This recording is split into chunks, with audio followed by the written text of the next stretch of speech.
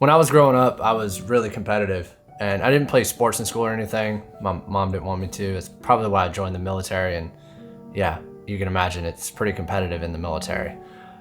But with that competitive spirit comes the fear of failure, right? Nobody wants to lose. And as I've worked on my business, as I've pursued some of my goals in life, there's been a lot of times where I've just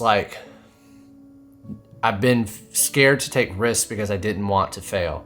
I didn't want to screw something up, or I was worried I was going to, I don't know, put myself in a bad situation. As I've been focusing on things with my business for the past 3 years, there's been many things that I haven't done because I've worried about I'm gonna screw it up, or I've had to work extra hard. Literally brought myself to the point of burnout because I thought that if I didn't do something, that my business was just going to fall apart. I try to imagine myself now when I start tapping into that perfectionism. Imagine myself outside of my own body, and my boss knocking on my door and saying, hey, we need this done, and it needs to be absolutely perfect, and don't come out of this room until it's done.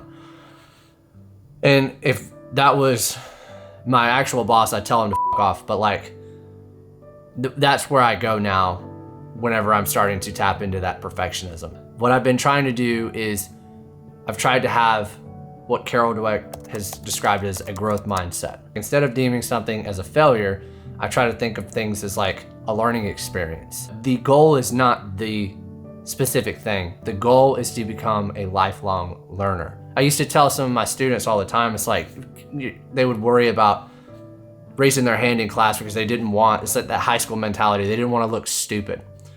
And that one question was a question that student had the courage to ask, and there was probably 10 or 15 other students that had the same question. And so I would always just tell them, it's who cares about what other people are going to think about you? Ask the question, because if you get your question answered, you are going to be a step closer to getting to where your destination is, versus just walking away from that conversation without asking and you still not have the answer.